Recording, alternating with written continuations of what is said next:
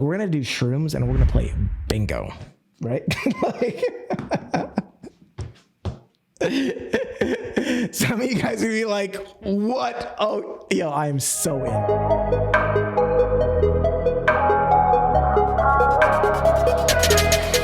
I'm so bold, I'm so bold, I'm so bold, yo, I'm so bold, I'm so bold, I'm so bold, I'm so bold, yo, I'm so bold, yo, I'm so bold, I'm so bold, I'm so bold, I'm so bold, yo, I'm so bold, I'm so bold, I'm so bold, I'm so bold, yo, I'm so bold.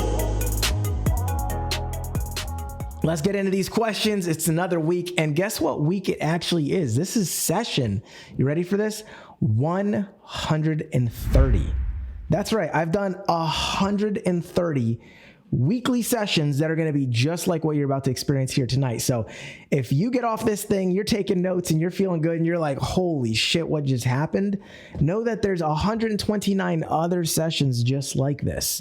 And I think we could probably say, you can ask the people here, you know, and everyone attending. I mean, what do you think of these weekly sessions? Are they all right? I mean, I don't want to get ahead of myself because I got to prove myself to myself each week just for the fun of it.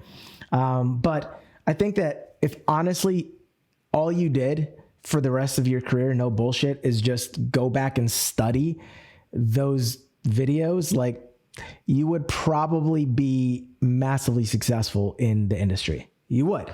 Now, there's some other things, of course, you'd have to do, but in all of those videos, I'm working on your mindset. I'm working on your confidence. I'm working on your boldness. I'm giving you the strategies, the scripts. I mean, there's scripts in some of my old stuff that I see when I edit, and I'm like, damn, that was a good one. I got to make sure I remember that because I freestyle all of this stuff, right? So there's gold in there, and there's people who have actually taken notes and like have created archives and books of like my stuff, you know? So I'm just telling you, there's gold in there. And if you just studied it and just had everyone on your team study it, 90% of the problems that you guys have would just be eliminated. And the other 10% I'll answer for you on these weekly trainings. So big shout out to all of you guys, because I know pretty much everyone on here has access to all that. All right. So let's do it. Question number 1 from my man, David. He says, what is the best way to invite to an in-person event in a city that you don't live in? And he's going to an event for the first time. And he said, let's say if you use hashtags of the city and reaching out to, you know, these people, how would you go forward? So not a bad idea with the hashtags to do some targeting. So one of the things that I would say is it's actually pretty simple. The first thing that I would do if there was an event that I was promoting to outside of my city is I would first make an announcement on social media, and I would put out my feelers and start asking people that I know. I would say on Instagram and say, hey guys, quick question for you before I start promoting the event or any of that type of stuff. And I know, of course, many of you guys, you've posted all kinds of flyers and stuff like that. But one of the first things that I would do is I would just say, hey, does anyone here that's watching me know anyone in the Toronto area? Because I know that's the event that you're probably talking about, right? You know, does anyone who follows me, is there anyone here from the Toronto area, or do you know people in the Toronto area? The reason why is because I know about something really big that's going down, and it's actually something that's pretty hot. Don't want to get into the details now, but shoot me a message if you are from Toronto or you know anyone from Toronto. Now, just doing that, putting out those feelers right off the bat is going to let people know, okay, something cool's happening. Is it a business thing? Is it a personal thing? Like, what's about to happen? So that curiosity is going to get not just people who are following you, but it's going to get referrals. And people say, oh, my cousin's out in this area. Oh, you know, my brother's out here, or I'm not, but I know someone who is, my friend is. And what are you doing? You're already going one level deep below those people, right? You're already in the second level. So you're talking about first person is like a first level, and you're starting to even just start to pre-prospect these people almost, right? So just watch how ninja this is. If someone tells me, oh, I have a friend in Toronto, say, oh, wow, listen, you know, would you mind putting me in touch with him? What's his IG or what's his phone number? Because I got something really big cooking. I think he's going to really thank you, you know? And here's the thing. You can offer to pay referral fees also, PS. Say, hey, if this guy ends up, you know, coming and he does this thing and he participates, I'll actually give you a little kickback and a referral fee for that. You know, that's something that you can do. And that a lot of times monetizes people to go, oh, shoot, well, hey, I'll put out a shout out on my post. If you're going to kick me some money, every time I refer someone to you, like, boom, you see, you're already starting to know who these people know. And then they might ask, well, what's it about? And now you can actually be into the prospecting of them just for asking. So it's a really great lead generation tool if you do that. Now, even if you've posted some stuff, David, just because not everyone sees your stuff maybe, and they may have missed the post or something, still put it out there. Still just ask, number one. Number two, if you are going to do any type of hashtags, run through a hashtag to try to get some ideas of some places that people hang out that you want to connect with, right? So you might do a hashtag and it might be hashtag Toronto, right? Or it might be hashtag Toronto and maybe you tag, one of the teams, or something like that, right? For one of the professional sports teams. Because if someone's, a fan of that team, maybe they live in the area, right? And you can build a bridge that way. Maybe tag some type of business that's in that area with a hashtag and then try to find the people of that place. Like, let's say you found a club, for example, a really popular restaurant. Well, I would find that restaurant, say, oh, someone hashtag this, hashtag that. I would do some digging, hit up the restaurant and start messaging people maybe who are connected to that. But, the better of a transition of a commonality that you can get with someone, the better. So for example, maybe you know where this place is, and because you're into working out, you actually find the local gym there. Or maybe just look up the local gym, the closest gym to wherever you're working out. Because David, I know you kill it in the gym with your prospecting, man. You just posted something on that, right? There it is. So maybe you tag the local gym there, or you find the local gym there and then start hitting up their followers. And then you can actually have a transition. Hey, I'm going to, damn, this is so good. Oh, I'm giving you guys so much juice over here. All right. So, you would hit up, this is what I would do if I was you, David. I would hit up this gym, right? And start following the followers, or start following the people who are engaging in the comments. And then I would say, hey man, I'm actually coming into Toronto and thinking about using your gym. I just noticed that you commented on one of the posts. What do you think of the place? What kind of people go there? Is it like business-minded, savvy, individuals? Is it just kind of like, what's the clientele like? Just curious what the clientele is like. Is it business professionals, whatever, right? And then boom, what will that tell you? You might ask a question that is something that you can actually relate to, and now you're into it. You say, oh yeah, what are you coming into town for? Boom. All right. And then you go into pitching them. So was that good? Was that fire or what? Let me know. Let me know. So that's how I would handle that if you're going to be doing any of that kind of surfing. Right now, unfortunately, everyone that's going to that event is going to be like messaging everyone now, right? The Toronto gym. Okay, David has the gym. He called it. All right, I called it for him on his behalf. All right, you guys find other ideas, right? There might be an all women's gym. Oh man, you could go so deep with this stuff. You go so deep with this stuff. Maybe it's Whole Foods, right? Maybe see who's commenting on Whole Foods posts from that one place. Be like, hey, what's up? I noticed you like the Whole Foods out there. I'm going into town, whatever. And prospect that person. It looks like you're into healthy nutrition and blah, blah, blah, blah. Looks like you're into healthy eating. I clicked on your page. Didn't mean to, what's that term that people use? Creep. Yeah, I wasn't trying to creep on you or anything, but I just saw you commented. I went to your page and like, yo, you're really into like holistic eating too. Oh, wow. I'm vegan. That's crazy.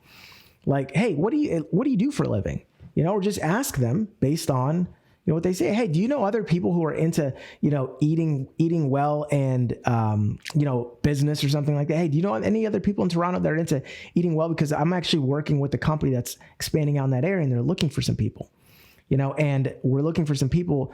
And what we found is the best type of people tend to be people who are very health conscious because their products are, regarding, health, wellness, whatever the case is, right? So all you got to do is just get to a person, and you can get creative with your approach. That's the most fun thing for me. One of the things I did, and I know I've done on my trainings with you before, I've literally done this on stage. I pulled a guy up on stage. I have the footage somewhere, it's at one of the events that I spoke at. I don't know if I even posted it, but I literally have pulled this guy, David, on the stage, and we go through his phone. And I just go, all right, we just scroll through. I'm like, all right, just scroll and just, like Wheel of Fortune. And it just stopped on a name. And I said, all right, here's what we're going to do. We're going to pitch this person. Who is this person? right? You know, that's the most fun stuff, guys. When you can just get that quick that it's like, all right, he's like, oh, I know this guy kind of from Facebook. He follows me, but I don't really remember. I think we messaged once, and I'd say, okay, so here's what I would say. And then boom. That's the fun part, guys. And the reason I'm sharing this with you is because I want to inspire you to get to the level of, could you imagine being at the level, if you're not there already, where it's literally fun and like a game every time you message someone. Like you're like, oh, all right, cool. All right, new challenge. All right, man, I've had too many of the same types of people. I want someone different. Come on, give me someone hard. I haven't talked to this person for 25 years. Oh, this is gonna be a good one. All right, cool. Well, I've never messaged them before. Oh, this is gonna be good. All right, let's take a look at their page. Let's see what I can see over here. All right, what are we gonna do? Where are we going with this? You know, that's fun. And here's the fun part. Just now that I described that to you, I've already now started to reframe you, right? Because a lot of you guys are intimidated by this, but because you're looking at it as like a scary thing where they can reject you. It's like, if I haven't talked to someone for 25 years, do I care what they say? Right? If you haven't talked to the person in several years, I haven't talked to this person since high school. Oh my God. Like, what are they going to think? You haven't talked to them since high school. Guess what? You're probably never going to have another conversation with them until one of you guys dies if you don't reach out to them about this. Right? You know, if you've gone 10 years, 20 years, you're probably never going to have a conversation with them unless it's about this. But what's cool is if you do talk to someone that's like that, the relationship that you can build. I've literally recruited influencers and helped them to make a lot of money very quickly. And then those people are like, hey, listen, I want to put you in front of my audience of 200,000 people. You know, I want you to talk about your business and this, and the followers that I've gotten from doing stuff like that, it's been crazy. You know, so, I mean, there's a lot of benefits to just getting out of your comfort zone and reaching people. I've got friends. One of the last events that I went to, I went with, you ready for this? One of my good friends, him from all grown up from elementary school, the kid taught me how to throw basketball. And Jason Arnold knows because, you know, he was with us at that event, right? And we were there with a kid that was literally the son of one of my friends growing up. Like, one of my friends, his big brother, you know, who I knew because he's in our circle, had a kid, and this kid's at the event. I'm literally mentoring this kid. What if I didn't recruit my friend? What if I just didn't do that? I would have had that beautiful opportunity to be able to be like, yo, man, I got your kid. This is crazy, man. This is crazy. Like, I'm going to look out for him. I'm going to show him the ropes. Like, this is the beautiful, cool things that happens when you get out of your comfort zone and you reach out to that person that you haven't talked to since high school, right? Beautiful things happen, man. So don't be afraid to talk to these people. Look at it as a game. Look at it as something fun. And it's going to make all the difference in the world. Who here is ready for that? Who here is feeling good? Who is going to call someone just random? Who's going to just flip through their phone and just do one? Who's down to do that? Whoever it is, just pitch them, right? And then go on Instagram and just go, all right, what am I going to say to this one? Here we go. Go on Facebook. Just do it. Just do it and just accept the challenge, right? We'll call it the Wheel of Fortune challenge. You just, who remembers the Wheel of Fortune? Where you spin the thing? Oh man, good times. All right, let's get to this next question. My man, Dean. What up, Dean? So for the last 15 years, I've been in a sales job. I've been in sales jobs to where you name it, I sold it. I didn't even like pitching. I don't even like pitching my warm market because the few that I have, as soon as I go to them and say, hey, I got something I think you're going to want to see, their first reaction is, you're not going to sell me anything, are you? Okay, fun. This is fun. Oh man, this is a good one. All right. How would you overcome this so I can hit my warm market without them instantly feeling that way? Okay, so you ready? You guys ready for the reframe? Right? Most people with someone that's like that, if they're calling someone that they're skeptical and they've tried selling before and they're like, oh, you going to sell me something? Here's what you do. Call up that person and just call the elephant out in the room. Just call them up and say, hey, listen, man, honestly, I was really debating on whether to call you about this or not, because something about me just tells me that you would have an energy that would be like, hey, you calling to sell me something over here? And the truth is, I almost didn't make this phone call because I almost prejudged you and kind of labeled you. But then I thought to myself, what if I didn't actually make this phone call and tell you about what I was going to tell you? And you ended up missing out and then getting mad at me and saying, yo, why didn't you put me on? So I had two voices in my head. I couldn't figure out which one you were going to be. Were you going to be the guy that goes, hey, why'd you leave me out? I thought we were friends. Or, hey, you going to sell me something? So I wasn't sure which one you would be. So I just figured I'd just call you and just literally just start talking and find out if you want to hear about something that I think you're probably going to want to see. And if you're not interested, great. I have my answer. That's all I wanted to know. But you can never blame me for never thinking about you or reaching out. So you let me know. Do you want to hear the rest of what I got to say? Done. Just tell them like, yo, I was about to prejudge you, but then I thought, man, if I do, you might say this thing to me and then really regret it. Right? You might say this thing to me and make me feel bad about not telling you about it. Or you might say this other thing, think you're clowning me. Hey, you trying to sell me something? You know, I had these two voices in my head of where this could go, just based on what I know of you. And then I was like, it's really wrong of me to prejudge you. Let me actually just reach out to you and let you tell me which of those two things it's probably going to be. So let's just find out. So you've planted such a seed of like, hey, you don't care if they're interested or not. You're just making sure that they can't come back to you and blame you for not telling them about something because you prejudge them. That reframe, boom. It's so freaking strong. And it's totally cool to be like, I have something to sell you. If they say, you trying to sell me? Yes. Or actually, you guys know me, I'd probably say no, but I love the honesty. You could still say, yes, I have something to sell. No, I'm not trying to sell you. Yes, there's something that I know about that's really dope. And guess what? Like all dope things, it costs money. Right? There you go. So yes, I have something. It costs money. Do you not want to know about it? Because I have a whole group of other friends. Oh man. I mean, guys, this is so fun. This is so fun. Like the amount of fucking with of people that you can do. Like the amount that you guys are missing out on. Like you can fuck with so many people and literally be laughing all day long. If you just start to shift how you look at things and how you do things, right? You call someone up and no matter what they say, just have fun with it, right? In that last scenario, someone's like, yeah, you trying to sell me something? Be like, I mean, I have something to sell.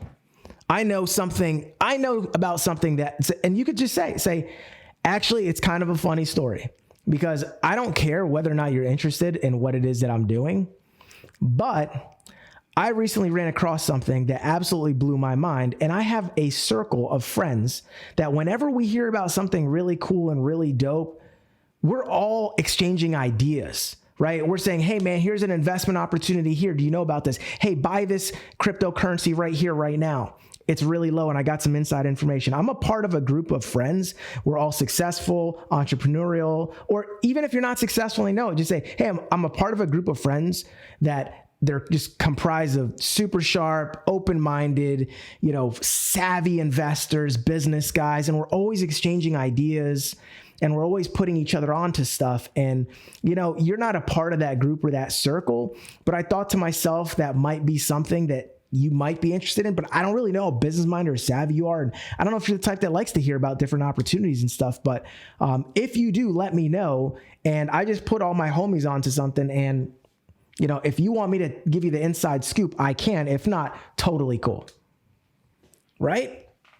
What did you just do? You invited to like a mastermind of a network of people. And you've also told them, look, I'm a part of a group with some pretty dope people. And what if I just set them up to not do?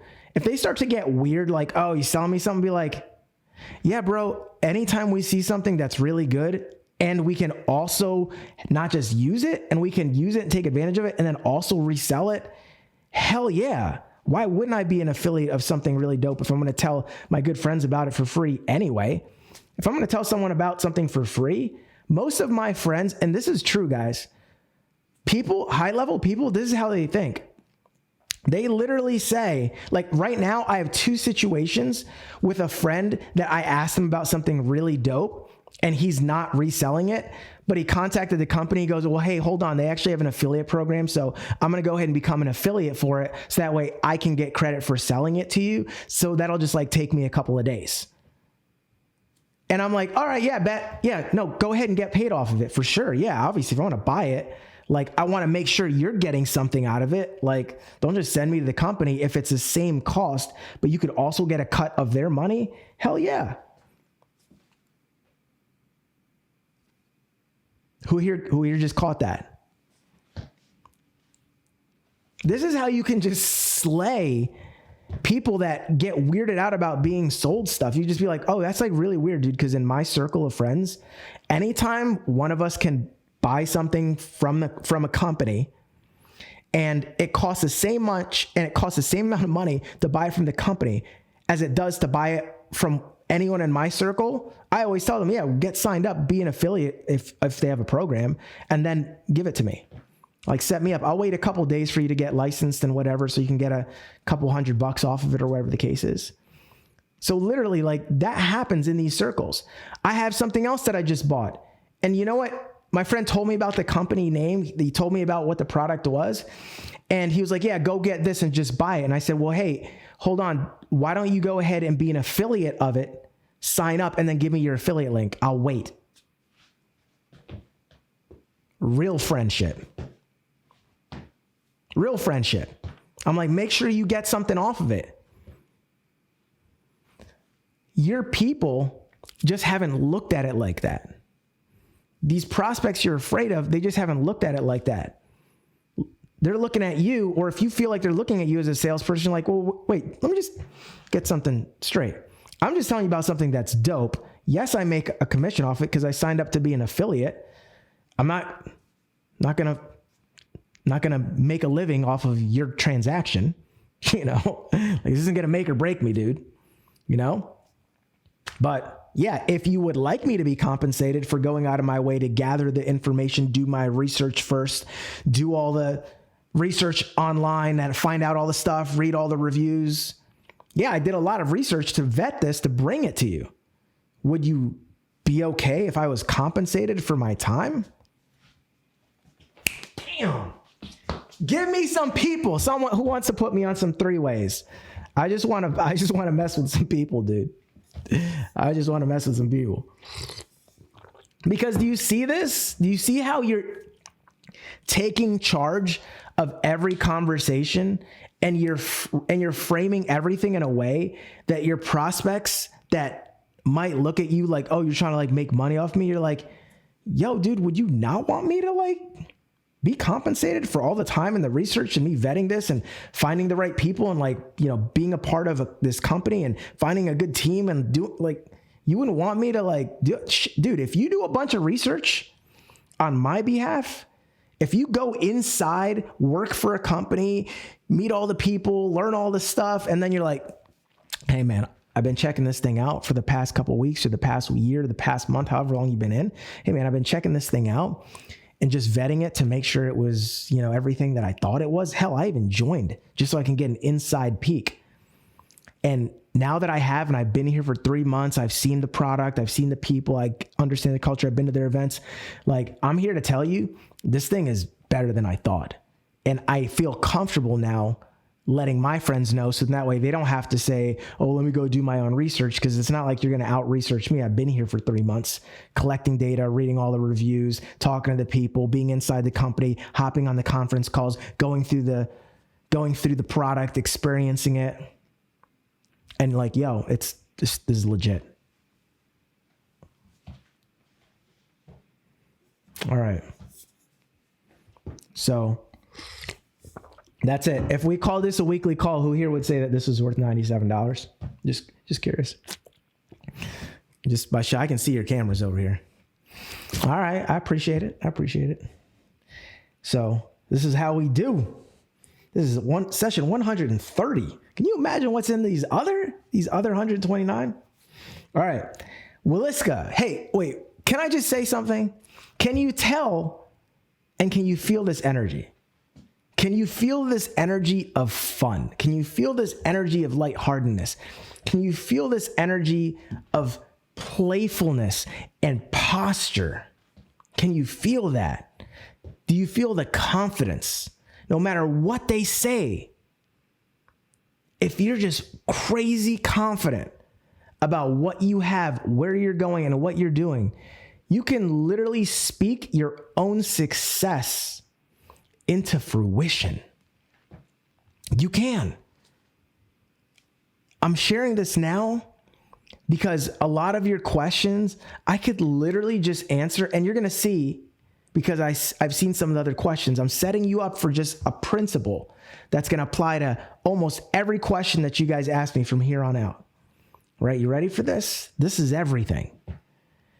If you're crazy confident in what you have, your belief is high, and you know where you're going to go, what you're about to do with or without them, if you have that B10XB posture of a 10 times bolder version of your already awesome self, if you just bring that to every conversation, they're going to feel that. And what's going to happen is they're going to now have met with an immovable object. That's you. And people want to jump on board the money train. They want to go where people are certain that they're going. No one wants to be behind a general that's like, all right, guys, hey, I think, all right, there's a lot of them. Okay. There's a lot of guys out there. I'm not going to lie. I'm not going to sugarcoat this. Okay. But I'm going to go ahead and ask you, the odds are not looking that good. I mean, we're going to go out there and we're going to give it our best, but there's a lot of them. There's a lot of these bad guys out there, and, I think I see some Spartans out there. I'm not sure, so it could be bad for us, do you want, would you just be excited to go into battle with that person? Or do you want to be behind a Maximus, a freaking Leonidas? Do you want to be behind someone who's confident, someone who's certain, someone who says, yo, I'm going to the top with this thing and it's going to be a lot of fun, and I'm going to be putting and bringing a couple of my friends on board with this, and I thought of you? Or I'm going to be bringing on board some people that have got a certain type of talent, mindset, work ethic. I'm looking for a couple of people that have that, and I'm going to take them and we're going to run to the top of this thing and we're going to kill it. And so I thought about telling you about it. Now, some of you, this is very difficult because you've never recruited a single person in your entire life. And so what's happening is you're having this conflict of energy and belief because you're going, I can't actually back that up. Now, here's the crazy part. If you have integrity, meaning you're the type of person that really, and this is the interesting part about this, look at how deep this is. If that troubles you to say because you're like, man, I don't feel like I'm having integrity by saying that because I've never actually done that and I don't believe that I can. Well, I want you to take that same level of integrity that you have right here, and I want you to hold on to it. And here's what I want you to do with it. I want you to go ahead and say it anyway, because if you have integrity and you say something strong and something bold, that same integrity that's currently sabotaging you and killing your confidence and your belief, you can now use and just put it over here. And you put it over here and say, because I have integrity and I just told this person I'm going to blow this business up, I'm going to need to blow this business up. Take that same integrity and now use it to hold yourself accountable. And then what's going to end up happening is you're actually going to blow it up, because you're going to say that with so much confidence to so many people that people are literally just going to go, shit, man, this person's confident. This person's certain. They're really going to blow this thing up. They had a great poker face. I've shared this before. You can win with a bad hand in poker if you bluff, if you have a good poker face, right? A lot of you guys don't realize that right now, what you consider a bad hand, I don't have enough contacts, I don't have enough this, these are your cards. You're supposed to do what? Play the cards that you're dealt. Well, if you have a bad hand, but a great poker face, you can still win. Come on. Come on. And that's the thing. When I was in the last company that I was with, I was having a conversation with someone, and this was a company that had over, I think their biggest event that I went to had over 20,000 people. This company was, boom, they were huge. They had close to 500,000 people in 26 different countries. And I was the #1 recruiter in that company.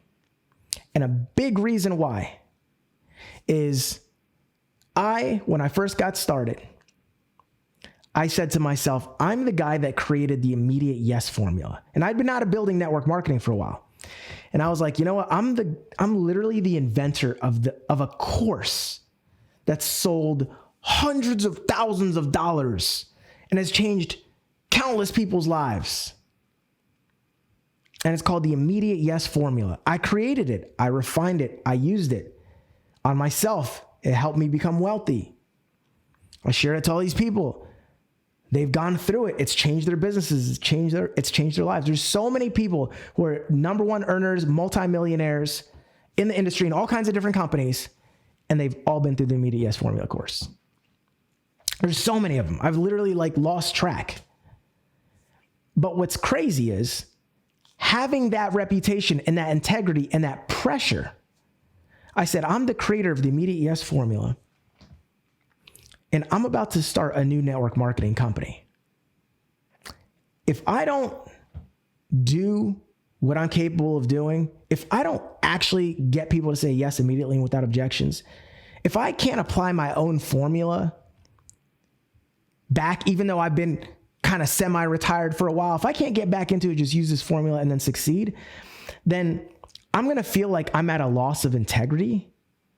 And I'm going to feel uncomfortable ever talking about that course to other people. If the inventor of it can't use it and get crazy results, right? I should be the best in the world at it. So I got started in that company, and the first 20 people I talked to told me yes immediately and without objections. I got 20 yeses in a row. Not recruiting people from my existing network marketing company. They were off limits because I still had a position, but I hadn't been building there. I was pretty much retired. And I said, well, I'm going to go join this other company. And I literally did that. And the only girl I didn't close, she was literally at her national convention for her company.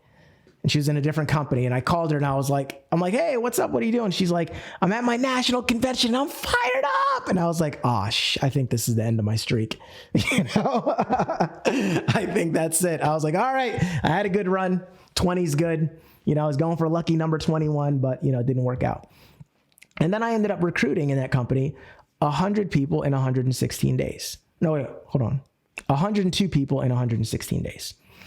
And that was the days before you could do TikTok videos and just be like, la, la, la, la, la, like leads come in and you just, like that was the days before that. So these were actual reach outs, right? Also PS, very effective when you do it that way, right?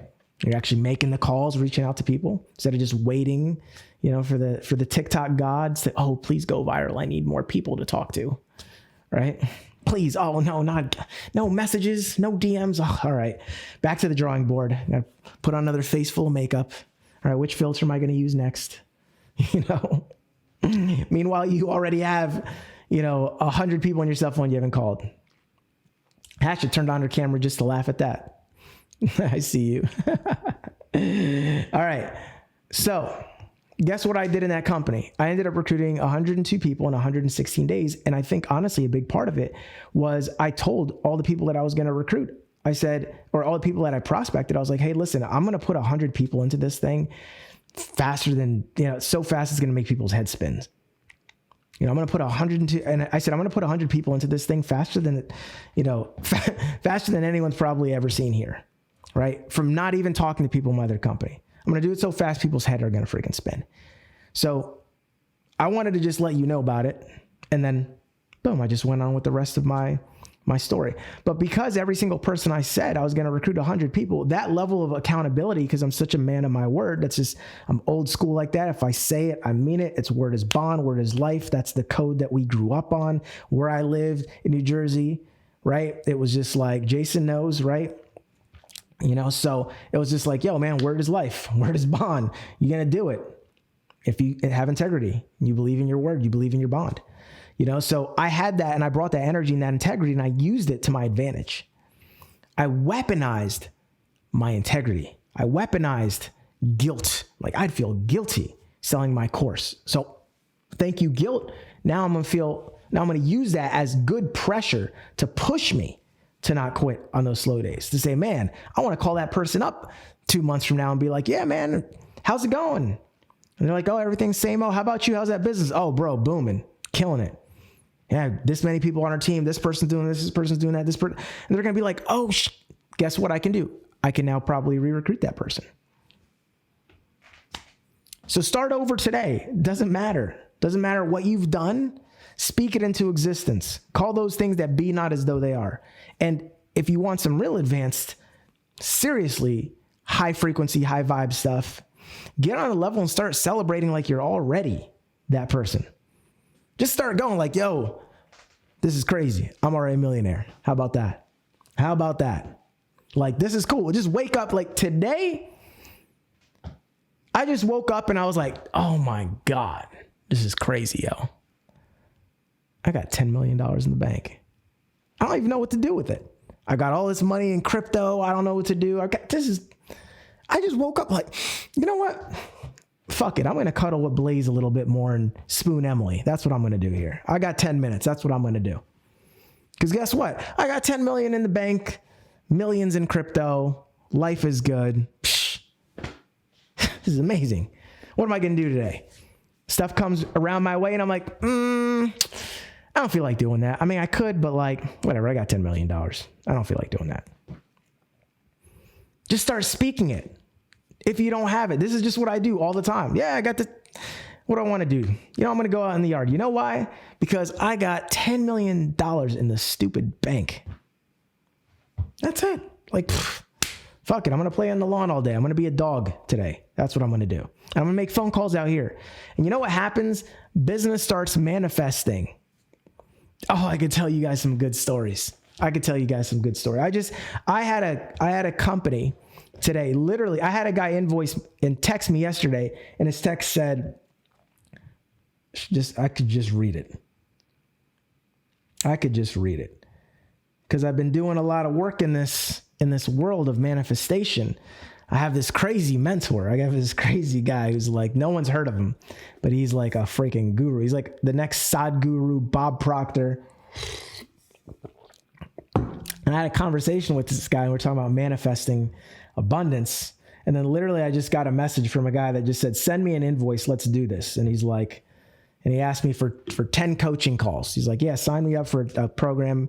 And I was like, that's like, I don't have a 10 coaching. I mean, I could customize something for you, but really, 6-month packages are here's what I actually have with a 6-month package. It's this blah, blah, blah. And and he just goes, all right, like, cool. I was like, 10 coaching calls, or do you want 24? And he's like, actually, yeah, 24. I'm like, okay, cool.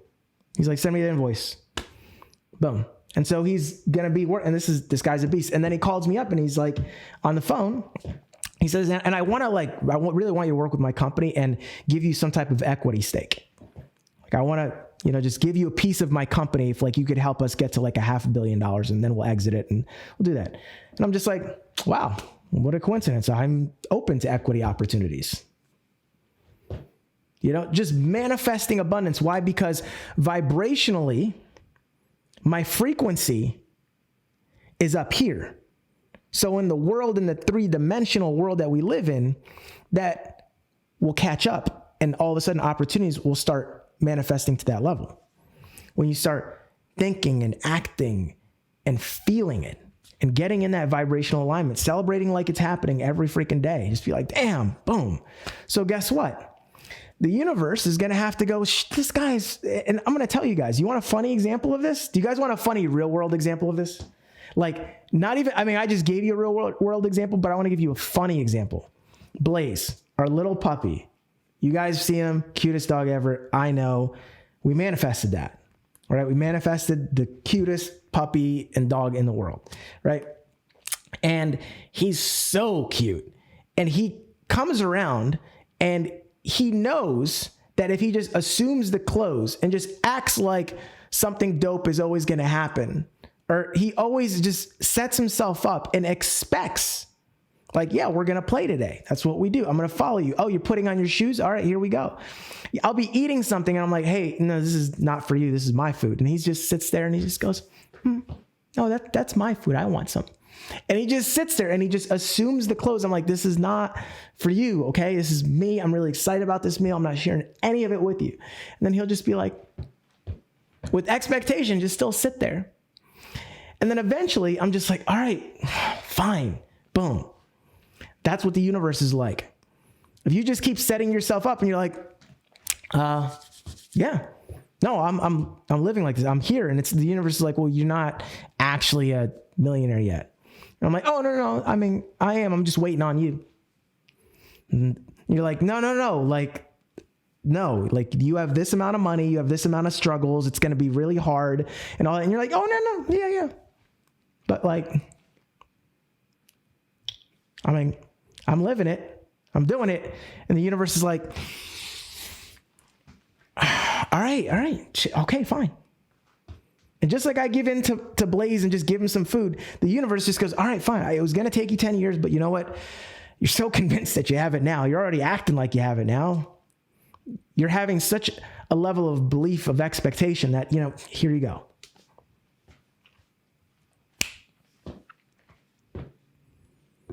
I'm telling you, it works like that. I'm telling you, it works like that. Proven. All right. So next question. Woo. That wasn't even a question. We just went in. We just had one of those moments. Thank you, Kristen. I see Kristen's like, woo. All right. Are you guys having a good time? Let me see. I see Carlos bobbing and nodding. I'm seeing a lot of head nods. I was on one just there. All right. I did not mean to go all into my personal stuff, but we just went there. You guys got my whole behind the scenes, what Cesar's doing all day when he's playing on the yard with Blaze. I'm just, making phone calls out here. What's up? And just living the life. And the universe is going, well, damn, I guess here you go. All right. Thank you, God. Thank you, universe. Thank you, source. All right. Williska asks, if you recruited in person, met up with someone, explained the opportunity, got them to the point of choosing a package and needing to sort their finances, and a date that they said that they want to get started later this week, but haven't taken action, how do I follow up more than once without losing my posture? She's reached out to me on her own twice, saying she hasn't forgotten and is enrolling on a date 1 to 2 days later. So I followed up once, and I don't want to appear pushy or lose posture with this next and final follow-up. Well, that's easy. First of all, great question. And here's how you do that. You even said in that message, it's your final follow-up. So all you have to just do is just literally be honest. Just say, hey, listen, I've messaged you a couple of times, and every time I talk to you, you always seem really interested, and you're always saying like, yeah, 1 to 2 days, I'll be ready. And I'm just here to tell you that normally I do not follow up with people once they have given me a date and said that they were going to sign up one date and then they don't. Usually those aren't people that are people of their word. And when people say, oh, I'm going to sign up in a day or two, and then they don't, and then they kind of like no call, no show, don't even hit me back. That's not usually the type of energy I even really mess with, right? Like I like dealing with people who are straight up and who are always honest and always telling me, things the way that they are. Keep it real with me. I don't care. Look, I don't care if you're interested. I don't care if you're not going to do it. You don't have to tell me 1 to 2 days you'll get started if you're not going to. But with you, watch this. But with you, because you've always been so good with your follow-up and saying, hey, 1 to 2 days later, because every time I call you, you always seem interested. I've kind of thought, I said, maybe you're just busy. Maybe you're really still interested, but you're just a little bit unsure, because every time we talk, you always seem to be really interested. And you're just telling me, hey, I'm not saying no. I'm just saying like, I'm almost there. So I just wanted to hit you up and just tell you that if something's changed and you're not interested and you don't want to go forward with this, totally cool. Just know that you can let me know and I will not hit you up again. But if you still are interested and you don't want me to scratch you off my list permanently, then just go ahead and let me know that too. And listen, I understand things come up. Look, I would be lying if I didn't experience times in my life, and this just depends on where you're at, right? And you say, look, I'd be lying if I told you I didn't experience times where I thought I was gonna have the money to do something and then something came up and then I couldn't do that and I had to push it off and something else came up. Like, look, that's how the universe hits sometimes, right? That's just how the devil strikes. So if that's the case and it's just honestly one thing is happening after the other, but you're still interested, let me know. And then we can just figure something out from there. But if it's not, at least save me the time of calling you back. Just go ahead and tell me that you're genuinely not interested and you want me to scratch you off your list. Boom. And what's going to end up happening is you're literally just going to create that honesty and that openness and that candidness. I've said this before. I don't think a lot of people were on that one Zoom because I don't even remember which one it was. But there's this test that I give people. I'm trying to think if anyone's taken it. I know Alea's taken it and done a session. There's a test that I have. It measures your subconscious habits of thought. And in this thing, it is really detailed. It's a test that I have. You have to be certified to be able to even deliver it. It's really high level. I use it for like my high level coaching students and people that want to work with me, be mentored by me and stuff like that. And it's really deep and it has all these different measurements. And it's like an x-ray of your brain. And it literally shows you what your subconscious habits of mind are. And actually any one of you guys can take that test. It's actually in our referral program. If you look at the referral playbook, if you join as a monthly member, if you refer 4 people, you pay no more for your monthly dues. If you refer 10, you get a free course. If you refer, I believe it's 15 or 20, I actually do one of these training sessions with you, right? I go over this and it's really deep stuff. And one of the measurements, because it shows all kinds of like childhood traumas and stuff. I mean, it doesn't say like what it is, but through a questioning, like I could figure out like, oh shoot, you have this because of that, don't you? Okay, boom. Let's go ahead and rewrite that story. Let's get you over it. And like, bam, like people are literally healed from these things. Right. And so, I do this test and it's very rare to ever see anyone with this habit, but there's this one habit and it's basically right in the middle, the perfect score. And so few people have it. It's actually called, when it deals with confrontation, it's called Candid, right? If you think about the levels of confrontation with someone, there are people who are non-confrontational, right? Hey, I don't want any problems. Like they'll allow themselves to be walked over. They won't step up for themselves. Those are very non-confrontational people. And then there's people who are confrontational, right? They're like, oh, I wish somebody would say something like, yeah, like, oh, let me get up in their face, right? Those are people all the way in that spectrum.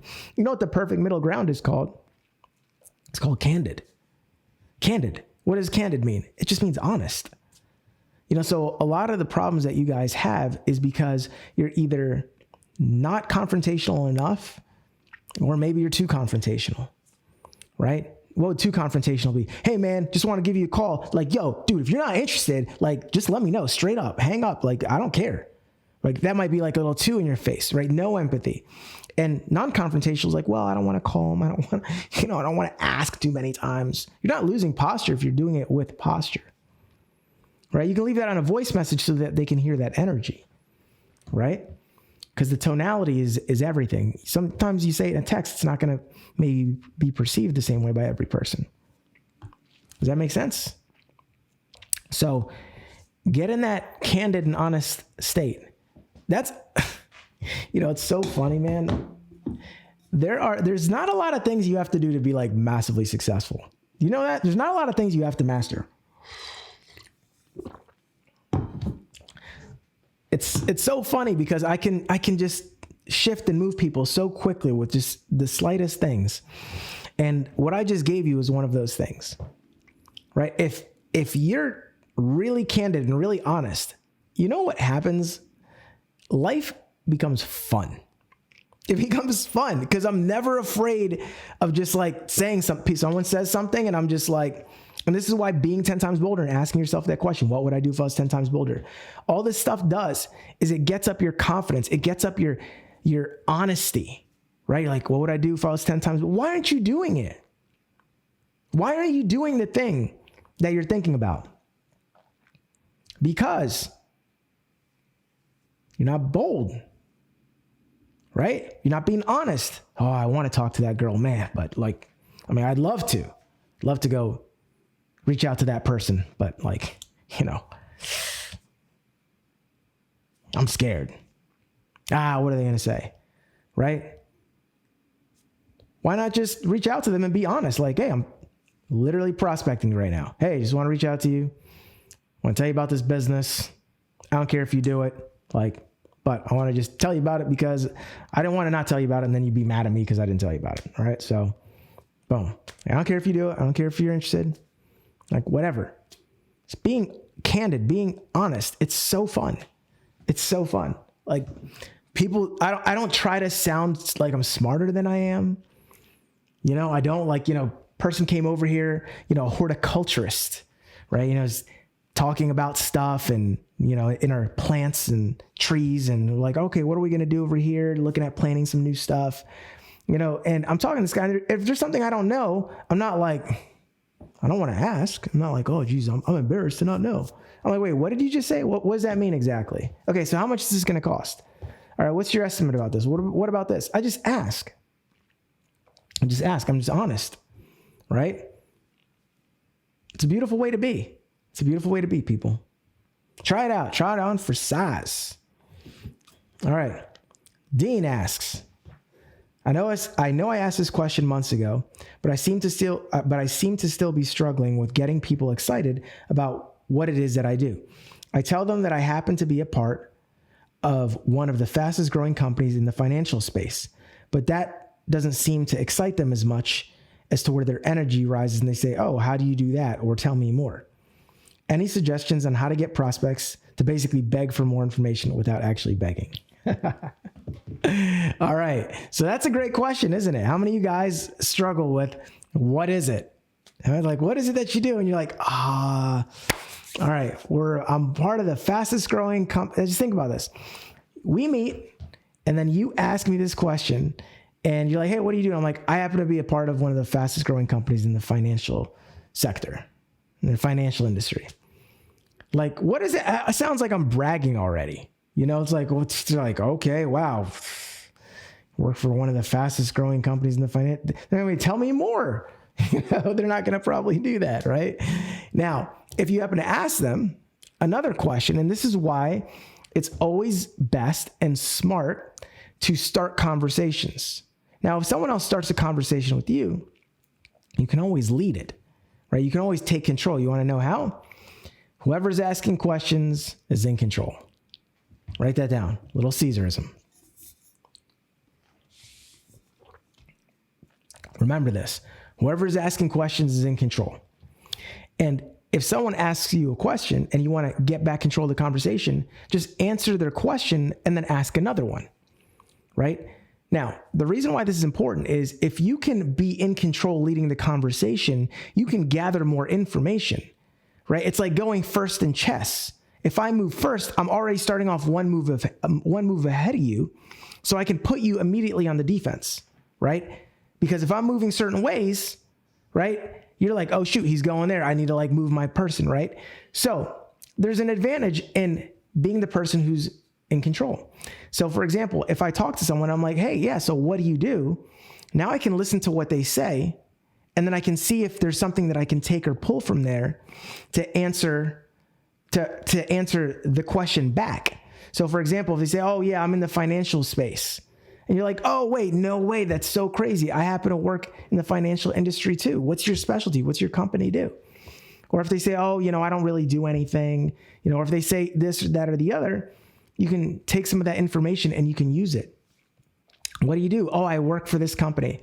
Oh, wow. How long you been there? 10 years. Wow. I bet you love it. And like, well, you know, I don't really love it. You know, what did you just do? You just found out they're maybe a little dissatisfied.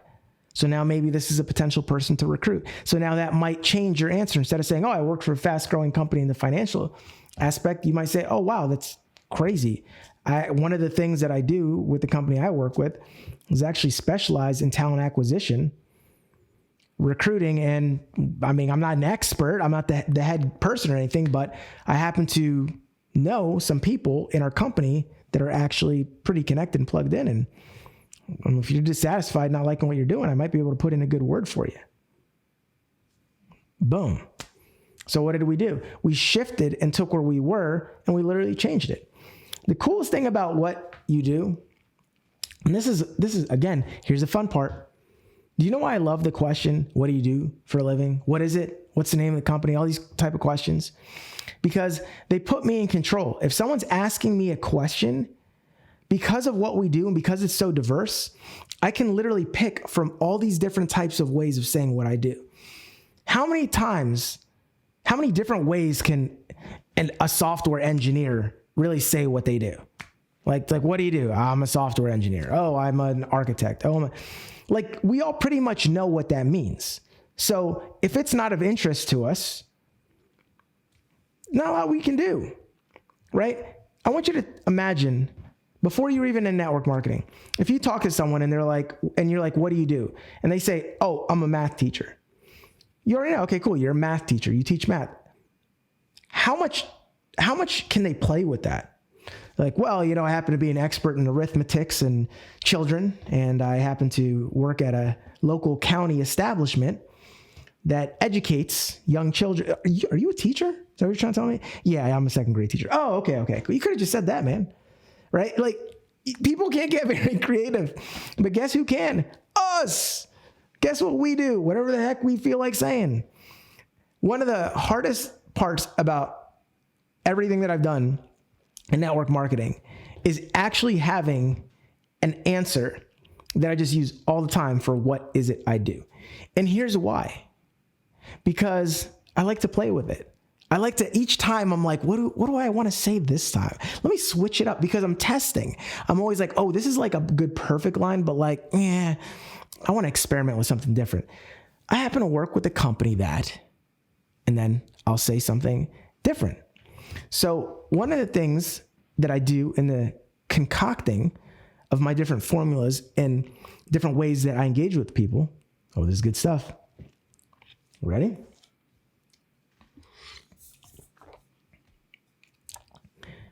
Is I ask myself, what does that person do?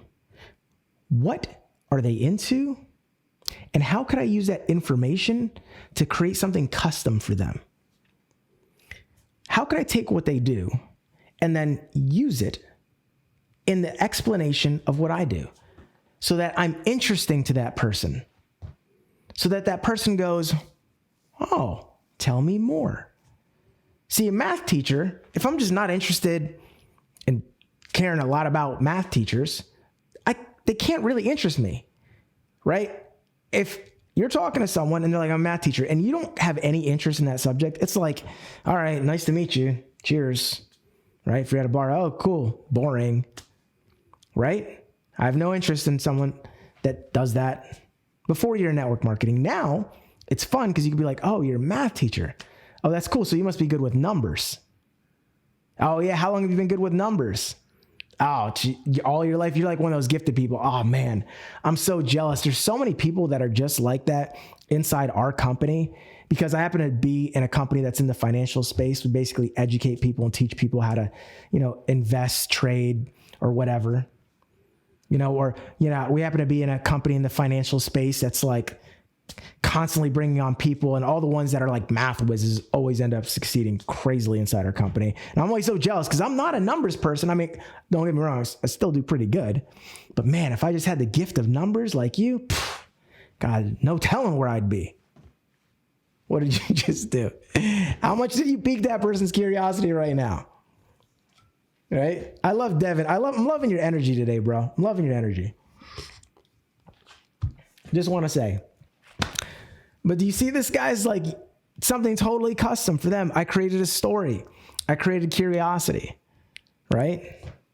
So, boom.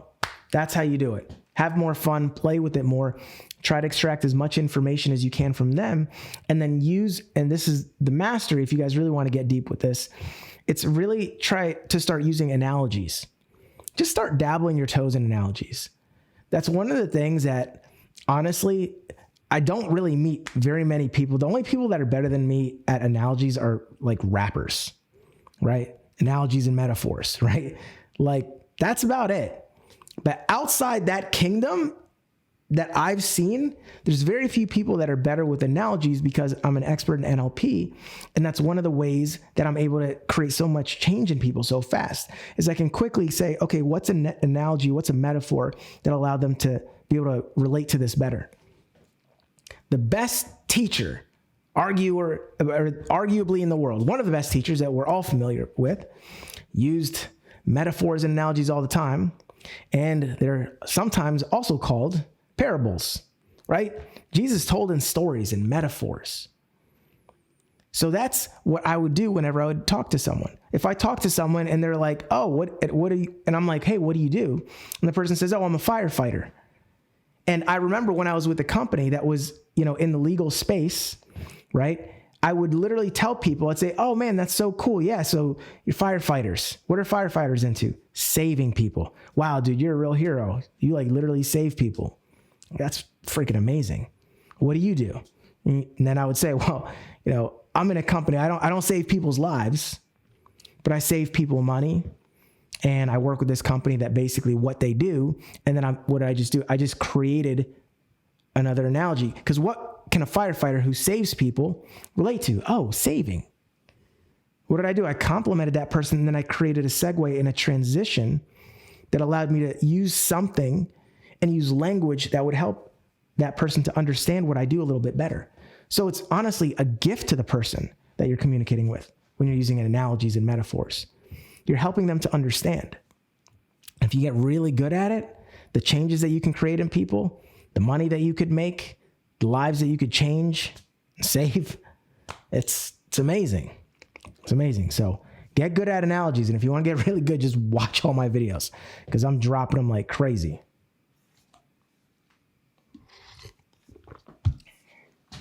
Am I right? That's the fun of it, guys. That's the poetry of this. It's the poetry of this. I've said it before and I'll say it again. What you have is not a business. Here I go. Oh, here we go with another metaphor. What you have is not a business that you get to make money from. What you have is a tool to refine and practice valuable life skills that will take you places that you don't even know that you will be in the future. But you basically have a practice ground to practice very important things like learning influence, persuasion, sales, communication, leadership, problem solving, persistence, boldness. You have a playground that is your business opportunity, and you get a chance to literally practice life skills and refine them and strengthen them. Because one day, maybe you're going to be a motivational speaker. Maybe one day you're going to run some foundation, and you're going to need to learn how to stand up on stage and address the members of the board and the audience. And wow, I'm going to have people go, wow, here's our money. We want to contribute to your charity and your foundation. You got to get these skills now. You have the opportunity to get these skills now and get paid for getting them. Somebody stop me. Come on.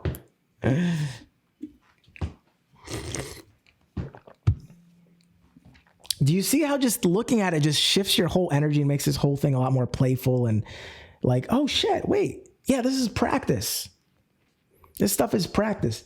Do you know how many big time company owners, how many massively successful people there are in the world that got their start in network marketing? Tons. Like my friends that have built big companies and exited for like, tens of millions of dollars. I have friends that are like that. Guess what they also did along their journey on my team? Network marketing. Network marketing. One of the last companies that I just spoke for, right? and this was my friend, and some of you guys, if you follow me, I think I said it, I don't know, maybe in another event. I showed up at this guy, and this guy's, super successful, good friend of mine. I recruited him on my team back in the day. And because I recruited him, he saw what a good leader I was. He saw my elevation, right? He was like, oh, dude, Cesar's killing it. He's doing this. And now, holy crap, now he's like speaking and he's training all these other companies. And he went in this direction, took a lot of those skills, things that I taught him. He's taught his sales force, and his company and his people are making crazy amounts of money. Right? And his company is making like tens of millions of dollars a year, right? And he's built a big company, and he's exited out of one, and he's like 2 Ferraris, and he's like super successful, like 2 houses. He's like such a cool, super dope dude, right? But he was in network marketing, and he took some of those skills and he used it to build another business. Some of you guys, you might be doing something else in the future, but not until you get those skills that you're supposed to get while you're here. And what's really cool is, because I recruited him and he's done this is what I want you guys to think. 20 years from now, all these people that you're talking to, all these people you're prospecting, all these relationships that you're making, 20 years from now, they're going to be bearing fruits, and stuff is going to be happening around you that's literally crazy. If you stay in the game and you master it, it's crazy. The reason I'm talking to most of you guys here is because the number one money earner in a lot of your companies grew up watching my videos, Anthony Napolitano. And then he told another guy who's one of his top producers, Rakan Khalifa, many of you guys know him. And Rakan went through my Recruit 10 and 10 program, ended up becoming a millionaire 2 years later. And he literally said, he goes, hey, your course videos and what I went through is what helped me get my style, get my pitch down, and do all this type of stuff. And now I'm a millionaire, and I want you to come back and train my team. And now this whole circle of life, is going on. And now I've been training people on his team for the past year and a half, right? So all of this stuff that you're doing, you have no idea 20 years from now how it's going to bear fruit. You have no idea. When you guys see me, going through the airport and I'm rocking this freaking super expensive luggage set that my friend who exited the company, who just brought me and hired me to come in and speak to his team. And I was like, oh yeah, that's a dope luggage thing. That's a dope book bag, man. I was like, yeah, I need to get it. And he's like, oh dude, it's this luggage company, blah, blah, blah. And I'm like, oh yeah, that's cool. He's like, you don't have any of their stuff? Oh bro, I'm going to get you a set of their luggage. For training his team. Gave me like a $2,000 or I don't know, almost $3,000 freaking luggage set. Like top of the line shit. I was like, oh my God, dude. Like, you have no idea how these conversations, these people that you recruit, even if they only stay in for a season, are going to bear fruit. You ready for this? 20 years from now.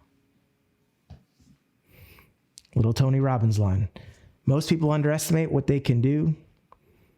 Most people overestimate what they can do in a year to 2 years, but they underestimate what they can do in a decade or 2 or 3. All right. We're going deep. Going deep. All right. I mean, do I go shallow ever in anything? I don't. I don't even know how. Right, Emily? She knows. She's laughing because we got the same sense of humor. It's a few of you guys got it. All right. I literally heard her laugh in the other room. All right. So Devin asks, I currently have 3 people who are telling me I'm signing up, but there's no urgency on their end. Any tips on how to create some urgency and how to get it done today? Absolutely. And this is what I was saying earlier. And I said, I was going to set you guys up and I was going to give you some stuff that's going to answer most of your questions. Devin, that was one of them. If you're just crazy confident and you're like, hey man, listen, I just wanted to hit you up right now because I've got about 3 other people that are all in the same situation as you. And the way that this works is when I'm bringing these people on board, I have the opportunity to basically put one person underneath the other. And I'm just trying to figure out who's actually going to be coming to the table first, because I need to figure out who these other people are going to be under, because I'm currently structuring out my team. I actually have a list of about 400 people that I just made the other night. And these are basically the people that I'm going to be telling about this opportunity.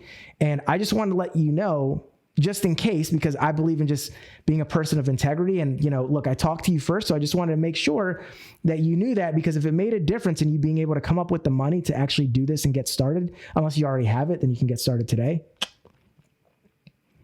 But I just wanted to give you the heads up really quick that I'm about to go on a serious run and go through this serious launch. I actually have got this amazing new mentor. His name's Cesar Rodriguez. This dude is a legend. I actually just joined one of his group coaching programs. I'm going through his stuff. I'm taking notes. I'm sharing this stuff with my team, and I'm basically going to build, like Leonidas, a freaking invincible team of 300. And the way that I'm structuring this out is going to depend on who's getting in and when. And like, if you want to come in down the road later, that's totally fine. But I just wanted to give you that heads up, because I didn't want to just not hit you back, because honestly, you kind of haven't shown me a lot of urgency. Like, you're like, yeah, I'm signing up, but then you didn't. So I was thinking about like just not telling you and just doing what I'm about to do and just being like, hey man, sorry, you missed it. You were slacking, I thought about just doing that, but like, I'm not that type of dude. Like, I thought that like, that would be like an uncool thing to do. And the coolest thing to do would be just to give you the heads up that I'm about to go on a run, so that you could potentially surf this wave my analogies. So you could potentially surf this wave and actually ride it instead of just getting on board down later, when the crest has already come and passed. I don't know. I just felt a little surfy right there. So I was like, let's go with the surf analogy. Yeah, you could say whatever. But see, that's where it comes into play, right? Like, if this person lived by the beach, like where I do, right? I live in the beach, Wilmington, North Carolina. Maybe they're a surfer. I'd use that. All right. Emily knows I use that surf the wave analogy on her once. And it's why we're together today.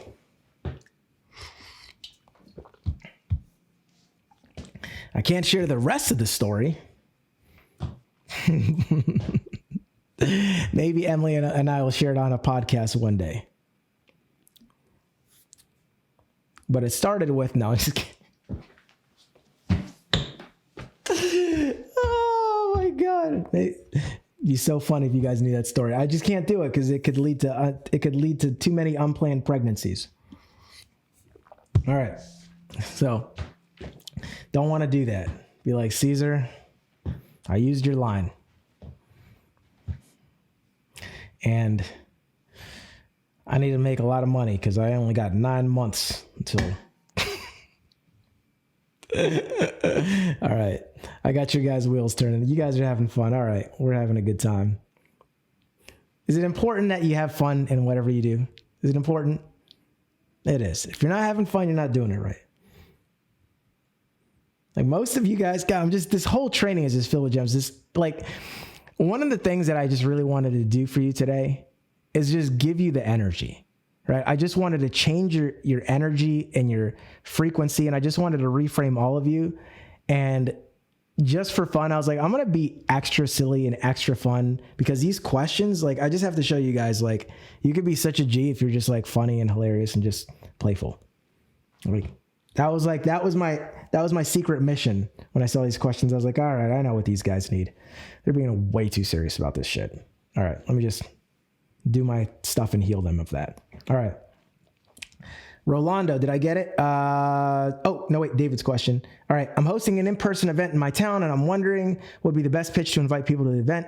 I believe you went over this at some time, but maybe you can guide me back to it. So this is, similar to the question that you asked above about the event.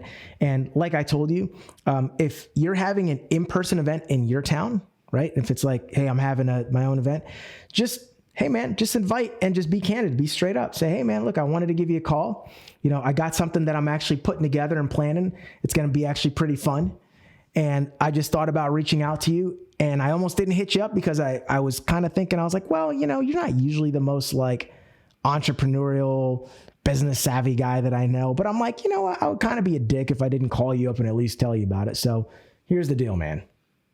Right?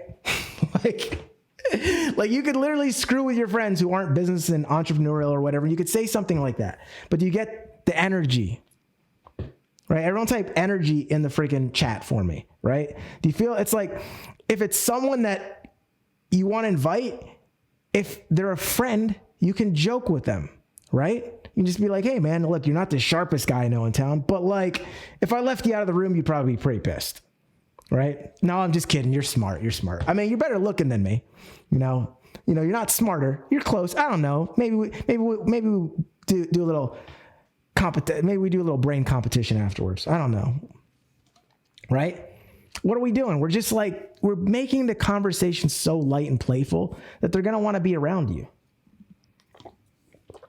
This is what people miss. You ready for this? This is what people mess up when they're inviting to in-person events. If the person does not want to be around you because you're not fun, you're not cool, it doesn't matter how cool your opportunity is if they just don't want to be around you. How many people have friends that they're not, or how many of you guys they're not even your friends? How many people know people that just because you don't like being around them, you wouldn't go to their party if they invited you to one? Right? Someone, hey man, come to my party. And you're like, you seem really nervous about it, so I don't think you're gonna have a lot of people there. And honestly, it sounds like it's gonna be kind of lame. Right? This is what you're thinking in your head. And you're like, and I don't really like you that much. But if I called you up and I was like, yo, what's going on? Hey, oh my God, listen, dude, first of all, and I'm playful and I'm having fun with you and the energy's light. And I'm like, dude, I got something going down. It's like, you're not gonna believe this. You ready for this? Bingo. You heard me. Actual old school bingo. Yep. I got a roller and I'm doing a thing at my house. I bought it on Amazon. It was like $30, right? But listen, here's what's going to happen, right? We're all going to come over, me and a group of friends. Like, I don't know if you know some of my other friends, but they're like super dope. And we just like doing wacky, crazy, weird stuff. And we just thought like, yo, what if we played bingo? Right? And if you're listening to that, bingo might not be something you're excited about. But if the person's energy is right, like if I called you guys and I said, listen, man, we're going to get wasted at my house and play bingo. How many of you guys would show up, right? I mean, if you drink, I'm not really a drinker. Some of you guys, I'd have to use a different line. I'd be like, we're going to get baked and we're going to play bingo, right?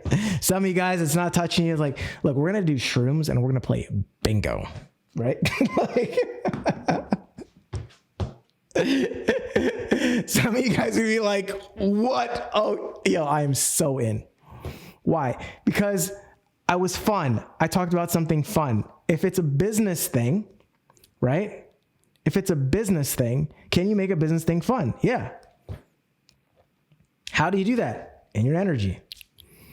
So that's the first and most important thing that I would remember when inviting to anything, right? Be a person that they want to be around. And if they haven't talked to you for a while or ever, this is a great opportunity to brand yourself.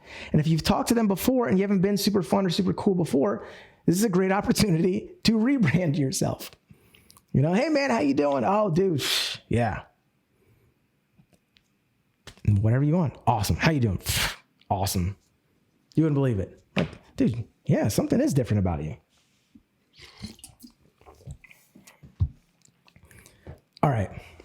I'm going to give you a quick tip for interrupting people's pattern and getting them to be more curious. You ready for this? This is a fun one.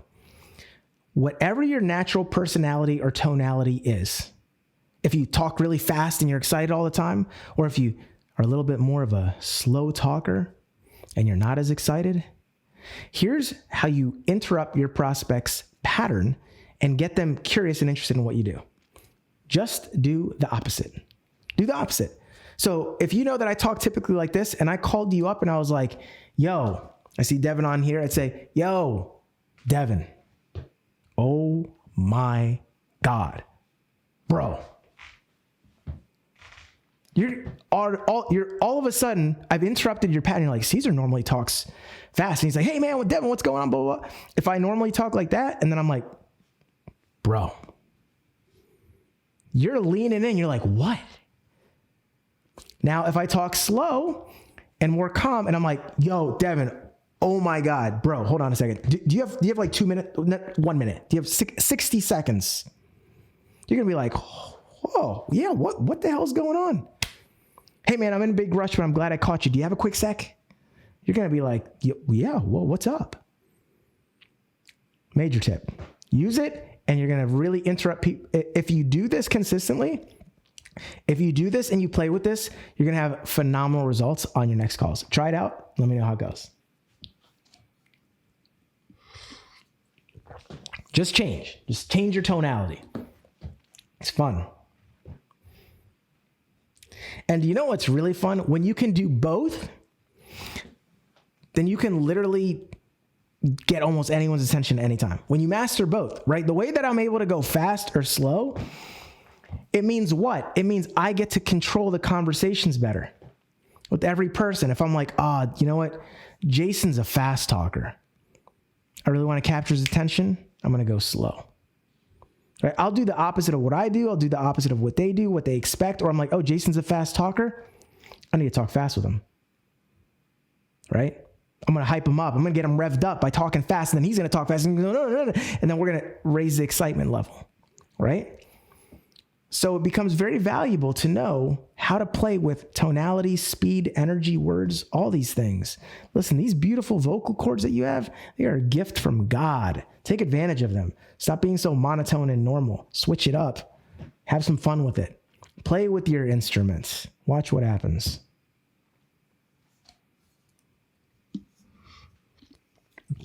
Play with your instruments. Cesar, was that another analogy? Yes, it was. Good catch. Good catch, guys. All right. Rolando says, did I get that one? Yes. Rolando. All right, we're going to wrap up. Woo. Oh my God. All right, guys, I might have to post some of these a little. We might have to save some of these. I've never done this, but we're at an hour and a half. But is it okay, guys? I don't normally like to go this long, but all right. Rolando says, speed round. Let's see if we can do this. All right. So, I mean, I could do all these questions shorter, but like, is it pretty fun that I do what I do? Is it pretty fun? You guys like the lessons within the lessons within the lessons? All right, cool. And then there's overarching themes over this whole thing. These are little pieces of art that I make each week. That's what I look at them as. Like, what's my little art going to be? What's the theme of this week? Okay, here's what we're going to do. Maybe I'll tell them what I'm going to do after I do it. Maybe I'll tell them what I'm going to do while I'm doing it. Maybe I won't tell them at all. I'll just secretly do it. And then Emily and I laugh about it. We're like, see how many people we reframe with that? That was good, right? Yeah, they're going to be good. They're going to be good this week. All right. So Emily catches all of it. She's a ninja. All right. So I'm starting to notice people who run businesses from home, like coaches, realtors, and accountants, that when I'm qualifying them about what they do, they ask me, why are you selling? Well, stop sounding like you're selling. Number one, problem solved. All right. Now, I don't know if I'm coming across as a salesperson. Yep, you definitely are if they're saying that. Or if I happen to be connecting with people who are constantly getting pitched, that may be the case too. But you're still coming across as salesy if they're saying that they just assume that right away. How do you go about answering that question during the qualification process? Well, if your prospects suspect that you are pitching them and you're sounding salesy, here's the reality. It's probably because you are. So analyze what you're doing. Take all those conversations that you've had where people have said, oh yeah, why are you selling? Then literally go like, holy crap, there is a major red flag in here. And rereading what you wrote, find out what it is that you're saying that sounds salesy. Because it could just be one sentence or one line or the energy that you're delivering that can totally throw off that energy and get that person to go, hey, why are you selling? Because I have people that message me all the time, and I know when they're selling, I know what they're trying to do. And then there are people that I genuinely am wondering, I'm like, is this person trying to sell me? Or well, that sounds kind of good. Didn't sound too salesy. So go on. And I let them say what they need to say. And then I make a decision. So if you're being suspected of sounding salesy, then you are, switch it up. All right. Now, what do you switch up? Hard to say. You'd have to see it all, but take a look at it again. Just act like you got that message in your inbox. Play the other person, right? Play the other person. That's what I do all the time. You have to do that. You guys know that whether you realize it or not, you have to do that in pretty much anything that you want to be successful at. Like if you're playing chess, we'll go back to a chess analogy. If you're playing chess, you have to think like the other person. If I go here and they're going to go there, and then what am I going to do? Well, then if they actually do that, then I'm going to have to go over here. Your goal should be to see how many moves ahead can you think. Your goal should be to strengthen that muscle. How many plays ahead can I really look? How many moves ahead can I look? And the more moves ahead that you can look, the stronger you're going to be. The better you're going to be, the more money you're going to make. All right? So master that. Question number 2. Have you ever closed people on a 2-minute overview video of the company to get them to sign up instead of giving them the detailed version? How would you set it up, especially when the video tells the person to get back with the person? Referred you to this video to help you choose the level of subscription to get started, knowing the video didn't mention any of the levels of packages that the company offers in the video. Easy answer to that. No, I would not try to get someone to pay me or to join a company after a 2-minute video if it doesn't give all the details. I mean, let me ask you a question. Let me simplify this. If I come up to you and I'm trying to ask you for $1,000 and I'm giving you a very short overview of it, what are the chances if I'm leaving a lot of questions unanswered in your head? If I'm saying, hey, choose the level of package that you want to buy, and I haven't told you what the packages are. If I came up to you and I was like, I talked to you for 2 minutes and said, okay, so what package do you want to buy? And you're like, wait, you didn't tell me about any packages. Like, is there like, what is it like? Small, medium, and large, like bronze, silver, gold? Like what are the packages? What does it cost? What are you selling? What are the details? No, use the presentation that gets the job done. Right? Use the presentation that explains enough for your person to not have any questions afterwards so that they can get started. In fact, many of you guys know one of my closing questions after a video is done playing and I'm getting to that point where I'm ready to go ahead and close them, I'll say, is there anything else you need to know before you get started? And my goal is to get them to say no. Now, if I say, is there anything else you need to know before you get started? And they go, yeah, I have like so many questions. The video is 2 minutes long. Like, wait, how long has your company been in business? Like, and I start saying all these different questions to you. That presentation wasn't enough. Now, a 2-minute video could be sufficient if you're explaining other things on the side on top of it. But I wouldn't undersell something for speed of time. You know, if someone's like, hey, I don't have 30 minutes to watch a detailed video or an hour to watch a detailed video, I would just wait till I get that hour with them or set them up with the 2-minute video as like a sizzle call and then set an appointment for them to watch the full presentation. But yeah, don't ever underpresent. If you're guilty of anything, I'd rather you be guilty of a little bit of over presenting, than under presenting, right? I over present, and the downside is, and not in everything, but even in these answers, right? Like I over present an answer. I'm like, hey, here's the answer. Here's the psychology behind it. Here's another cool thing. Here's why. It's overkill, perhaps, but it's appreciated, right? It's appreciated. People go, wow, I have no more questions on that. Holy shit. He smoked that answer. Damn. He didn't leave me wanting for more on that at all. Like I didn't even ask for half of that. Shoot, over deliver, right? The penalty is time, but if it makes people feel more confident in their decision, it's a good thing. Question number 3. When people reach out to me very early in the conversation, they pitch me their services or products and they're not in network marketing. How do I turn the tables around to get them to want to know more about what I do? Simple. If someone ever pitches me, I love that. I'll literally say, like, hey man, listen, that was a really great pitch. If they're messaging me on Instagram, hey, that was a really great pitch. You know what? I want to connect with you. Drop me your phone number in here. I want to have a conversation with you about this, right? What are they probably say? Oh, wow, he's interested. This person wants to buy. Holy crap. Hey, listen, this is too much back and forth texting, so why don't we just go ahead and, hop on the phone real quick. I'll carve out a quick minute for you, or I'll carve out 5 quick minutes for you. then they're going to probably be, oh yeah, sure, here. And then I would just say, hey, listen, man, I just wanted to compliment you. I get pitched a lot by a lot of different people, but you totally didn't come across as salesy or like over the top or weird. And, I'm just curious because people that have that skill set, and you've obviously refined your craft to the point where you're a great communicator. I don't know what you're getting paid doing what you're doing, but are you the type that keeps your options open to actually promoting other things? If it might be a little bit easier, you might get a few more yeses, and it might be a little bit more lucrative. What did I just tell that person? I got something that's easier. You get more yeses. Hey, with a skill set like yours, I see people that don't even have your skill set making a ton of money. And if it's not too personal, what do you make doing what you're doing? I'll ask them. Why? Because I'm curious. Why else? Because I'm candid.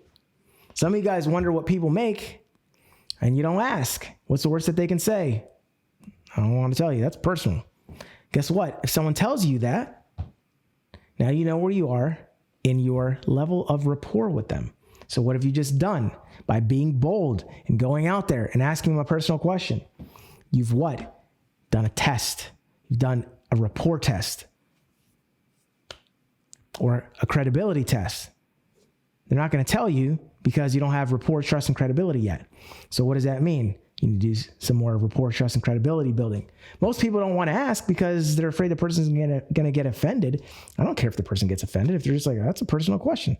Hey, sorry, man. I'm with a circle of friends. We talk about money openly and all that type of stuff. You seem cool. You never know who's going to be like that. But hey, I respect that. Totally cool.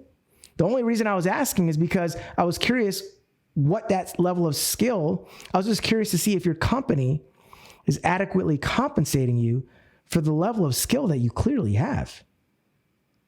Because if they're not paying you, and you could even make up a number, and not to make income claims, because look, if you're not making $100,000 a year doing that, and you're keeping your options open, I could probably find you a place that could pay you that and does have the potential to pay you that.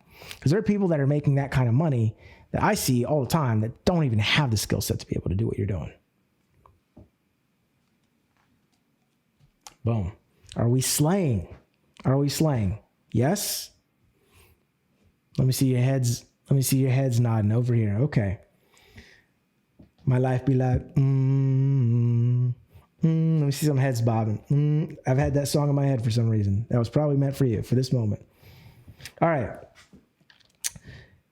Question is, if you invite someone to an opportunity call and they watched it, but they don't respond to the follow-up questions, what do? I realized that I should have done the phone call thing with them before and after, but the opportunity call happened while I was with my daughter at her swim meet, so texting messaging was the better option for me, as I'm multitasking with family activities as well. Let me just tell you what Esperanza just did. She played both sides of the chessboard. She said, I'm going to ask Cesar this question. And I know, right? Look at how smart she is. Thanks for turning on your camera. So she's so smart that she said, all right, I'm going to ask this question to Cesar. But the first thing he's going to say is he's going to go, why didn't you get on the phone before and after? So she went ahead and eliminated that objection that I could possibly say before it came up. Master presenter right there. Master presenter right there. Ooh, that's bars for some of you. See? Thinking, hey, if I say this, what are they going to probably say? Let me eliminate that. Hey, I was with my kids at swim meet, couldn't do it. Like, all right, I'll let you slide. You good? It's okay. All right. So what I would do if they are ghosting you and they're not replying back with any of these messages and you followed up to them and they didn't hit you back, just go ahead and reach out and drop a voice note. And just say, so that way you can see if they've seen it, right, on Instagram or iMessage or whatever, and just say, hey, listen, I just wanted to reach back to you. I would have hopped on the phone normally, but I was at a swim meet with my kid or whatever it is that you were doing. Say, normally I don't give out information until I hop on the phone because I always like to pre-qualify everyone. I like to talk with them a little bit and kind of get a little bit more info about them. But because this was such a time-sensitive situation, I kind of skipped a couple steps, and normally I'd hop on the phone after you after the presentation or after the overview as well. But just being busy, I mean, that's the coolest thing about this business is, you can kind of do it, and build it around your family. So it doesn't take any extra time. What am I doing? Eliminating objections. One of the cool things about this business is it allows you to, literally be able to operate it, 24/7 while you're just hanging with your fam. But unfortunately, the side effect was, I didn't get a chance to actually spend the time to hop on the phone with you. So I'm sorry about that. You apologize to them. Hey, I'm sorry. The person who suffered because of this whole thing is you. I'm sorry you didn't get me because I was spending time with my family, but family first. That's just how I roll. However, I'm still down to hop on a quick conversation with you if you'd like me to go ahead and answer any questions that you may have or share some things that I actually noticed were not covered in that I think honestly you would probably really appreciate and really dig. What do you just also do? You create a curiosity piece. You've done a takeaway. You've created a curiosity piece. You've said, hey, there's some other stuff I think you probably know that they didn't mention. Now they're like, oh, shoot, well, like, what is it? And then, of course, always let them off the hook. You say, but look, if you're not interested for any reason, just let me know. That way I can make sure I don't keep hitting you back up about this. And, we'll just go from there. Always let them off the hook because that's what you want to know. You want to know, are you scratching them off the list for now or whatever? All right, cool. Oh, actually, last question. Last question for the evening. All right. Hasha asks, a question I have is how do you approach someone who said they'll invest in the highest package we have, and then they said, I'll come back to visit when I finish this accounting, because she's an accountant. And at the time I sent a voice message that we have services that offer no minimum time or attention, we have services that offer no time or attention, and which she left me on read.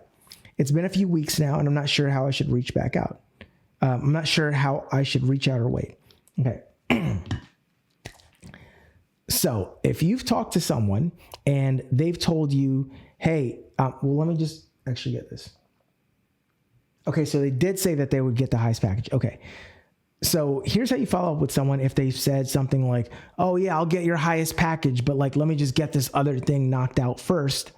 And then I'll go ahead and get back with you and we can go ahead and do that. So you have a couple options. Number one, if they're saying that it's because they're busy and not necessarily money, then you can go ahead and stay at that price and at that price point. But if they say something like, hey, let me get back with you, I got some other things going on, like money's a little bit tight, or if they say some other thing, when they're talking about the highest package, still confirm that they actually have the money to be able to do it by letting them off the hook. Just say to them, hey, listen, real quick, I know you said that you have to go off to some other things, but we typically don't have anyone that says, hey, I want to go in and do this, but I want to go ahead and knock this thing out. Most people that have the money to be able to do it, just go ahead and get started, and then they just build their business later, but at least they start being able to reap the rewards, get their products on order, get it set up or whatever, and then they come back and focus on it when they have more time. But I'm just curious, is the reason that you're saying that, is it at all financially related? Like, are you saying you want the highest package, but you want to go ahead and knock out this accounting stuff first because then after maybe a couple other paydays will hit or something different? Like, are you saying it because of money, or are you just genuinely saying it because, of a time commitment thing? And let them say, because sometimes people say, oh, I got to get this other stuff, and it's really money. And then in that case, you could drop them to a lower package, or you could just go ahead and honor that time that they're waiting. A lot of times with people like, hey, I sign up in a week from now, whatever, I got this other stuff to do. I'm like, all right, bet. If I believe that that's the real objection, I'll pre-qualify it. I'll ask them some questions about it. But if I believe that's a real objection, no problem. I'll just hit them back up later. And if they don't follow up and they don't respond, I'm just going to go ahead and leave them with a final message, right? And I'll just hit them up and I'll say, hey, listen. And I'll say something like, hey, listen, I just want to get back with you. I know last time we talked, you said that you were really excited about doing that higher package, but I just wanted to check in and just find out if everything's okay, because I know I sent you that last message, and look, I don't know if you were just busy and you listened to it or you read it, but you didn't actually reply because you were in the middle of something. I know that happens to me sometimes. Or I don't know if you listened to it but then didn't reply because you just decided you were no longer interested. But I just want to let you know, you can keep it 100% real with me. The only thing I ever ask with anyone I ever talk to is just that they're honest and that they're upfront. That's all I ever ask. The only thing I care about when I deal with people is that they just feel that they can actually be honest and upfront with me and not have to string me along or feel like they have to tell me anything because my feelings are going to be hurt because they're not interested or they change their mind or something. Like, I could care less. Like, it's not a big deal. I literally was telling you about this because I thought that you would be really excited about it. And when you said that you were, I didn't want to just preemptively just scratch you off the list because you didn't reply back with one message, because I know that people do get busy. So I just wanted to find out, do you want me to continue to follow up on you? Do you want to give me an update on what's going on? Or do you want me to just go ahead and write you off? Or do you just want me to go ahead and scratch you off my list? Either way is fine. Just know that you can keep it 100 with me and my feelings will not be hurt one bit. And when you do that, you've done a strong takeaway, but you've also let them know, and this is really important, but what you've also done is you haven't taken such a hard stance where you've told them, hey, I saw that you read my thing and you didn't reply. And so like, what's up? You guys, I leave people on read that I care about and I forget. Like, I'm not trying to be a dick. Like, sometimes it just happens, right? And I get busy and I mean to. Like, people I love, like Jason on this call, he messaged me about something. I was like, oh yeah, I'll go ahead and I'll do that. And you know what? He just texted me back with a 1-word reminder. And I was like, that's right. I said I was going to do that. And I got sidetracked. Thanks for the reminder, bro. Like, here it is. So it's not like I was ignoring him. It's not like I didn't want to do what I said I was going to do. I just forgot. But I just needed that memory jog. So a lot of times the people that you reach out to, all you need to do and all you should try to do is just figure out, do they need a memory jog or are they just not interested? That's it. That's all you're trying to find out. So take that pressure off you and just look at it like that. If you've reached out to someone and they haven't said anything, maybe they saw your message and they listened to it and they were like, it was an audio and they listened to it and they were in a crowded restaurant. They're like, oh, you know what? I need to put my phone down. Maybe they picked it up, listened to it, and then their husband or their wife said, honey, stop with your phone at dinner. And, oh, sorry, honey. Okay. And then they got 2 or 3 other messages, and then they got, it got left or read behind. It just got buried, and they didn't see it again. So give people the benefit of the doubt, but also let them know that you don't care whether or not they say yes or no. Create that openness for them to be honest. Because a lot of people, the reason that they don't hit you back and they leave you on read or seen or any of that type of stuff, the reason they leave you on read or seen is because they go, I'm not really interested in doing this, but like, I don't want to hurt their feelings, or I'm a little unsure and I don't want to tell them, I don't want to respond because then they're going to be like, hey, you said you're going to sign up, right? Like, what's up? Hey, aren't you joining? Like, don't do that. If someone tells you they're going to sign up, don't talk to them like, hey, do you have the money yet? You ready to sign up? Catch back up with them. Make sure that they're actually resold. Hey, I just wanted to hit you up. Some new stuff just popped up. Oh, I just heard something huge. I thought that you might want to know. I know you said that you were planning on getting started, but something actually really cool just happened and I thought you might want to know. So I wanted to give you an update. All right? Don't even bring up the fact that they're getting started. Just be like, I know you were planning on it, so I thought you'd appreciate that. Hey, I know you said you were going to sign up and you haven't done it yet. Like, what's going on? Hey, just calling to see if you got the money on your credit card so we can go ahead and run it. You don't want to have that follow-up, right? Present new information. All right? Cool. That completes this week's session. Did you guys have fun? Did we have a good time? Let me see here in the chat. Let's go.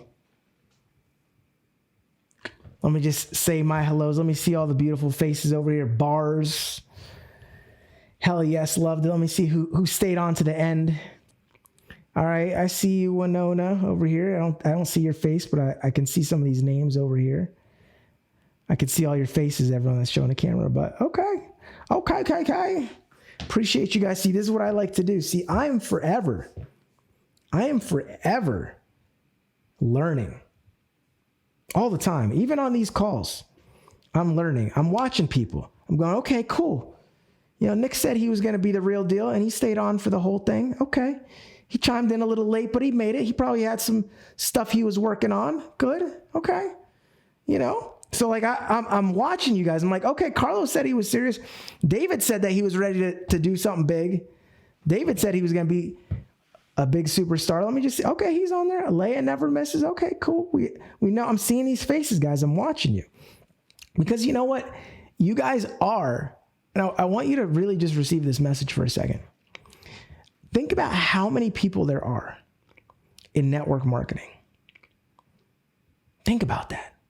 Think about how many people are just in your company alone. Think about how many people in your company know about me. Think about how many people in your company know about me and are not a part of this challenge and are not on this live call. Think about that. This is how rare you are. This is how rare you are. You're not in a sea of people in your company. You're not one of thousands or tens of thousands. And you got to look at these people like, oh man, dude, I'm a nobody in this company. No, you are a Navy SEAL. You are getting some stuff that they are not getting. And I think that we all could agree that some of this stuff that I just slayed on this call alone, on this one training, some of this stuff are things that people in your company of 50,000, 100,000, they don't know any of this stuff. You do. You have a crazy edge over the competition. And so I don't want you to look at people where they are, because I want to share something with you. When I first got in my company, this should inspire you now. When I first got in my first company, I was a 21-year-old broke college kid, and it was a suit and tie type of culture. It was a professional company selling prepaid legal services.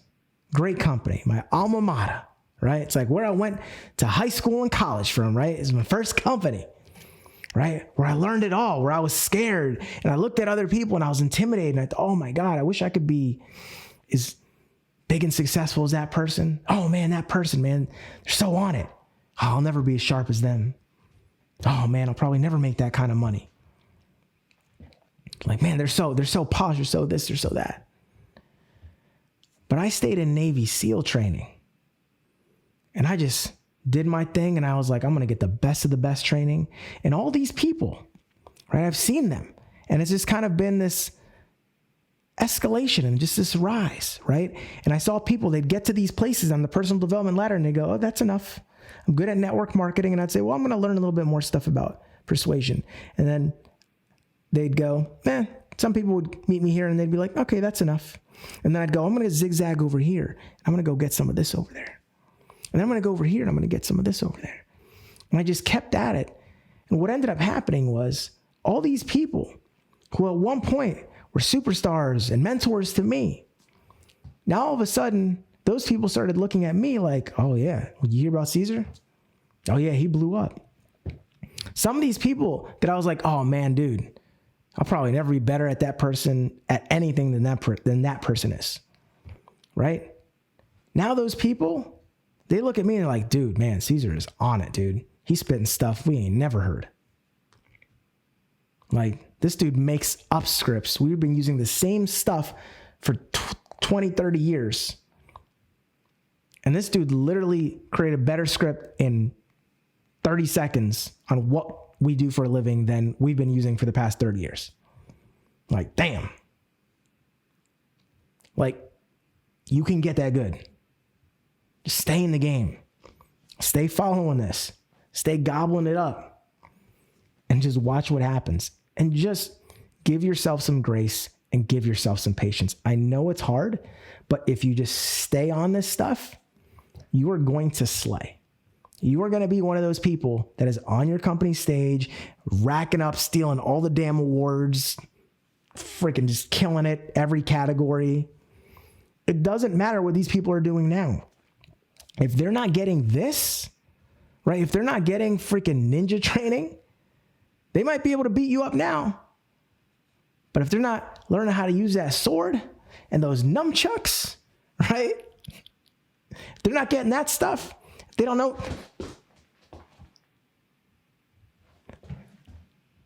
The art of hiding.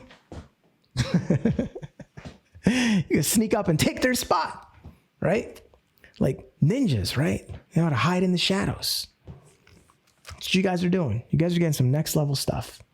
So I say that to inspire you and to let you know that your ceiling of what you think that you have to be able to achieve is higher than you possibly think. And even when you think that you've hit your ceiling of achievement, there's another level. So know that, believe in yourself, and know that you are here in the right place at the right time, getting stuff that other people aren't getting. And if your team is on this, lights out. Honestly, whoever has the most people on their team inside of these trainings, I'm convinced they're going to be the biggest, baddest team in network marketing.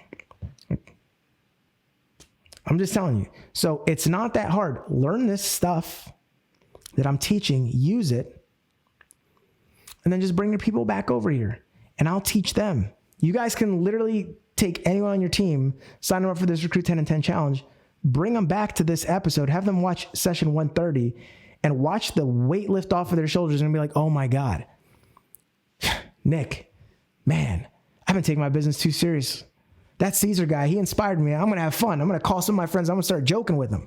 I'm going to say, hey man, we're having a business meeting at our house and we're going to be doing it on shrooms, bro. No, I'm just kidding. Not the shrooms part. Not the shrooms part is not true, but the other part is, right? Like someone might just say that and their person's going to laugh like that, right? And they're going to be like, wait, what? Bro, you are so crazy. Some of you guys talk to people like that. You've been talking to people like that your entire life. And then you get in business and then you get all weird, right? So start having some more fun with it. So that's it. I'm done. We out.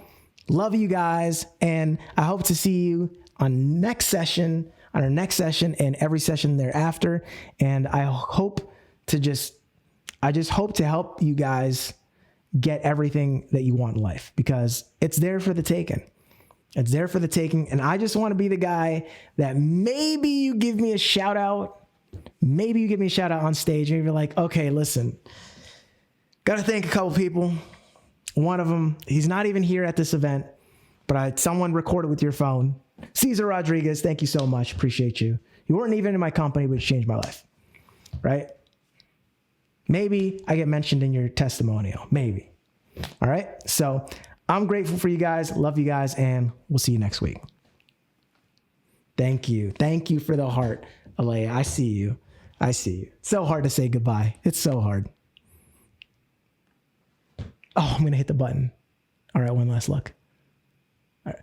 Oh, love you guys.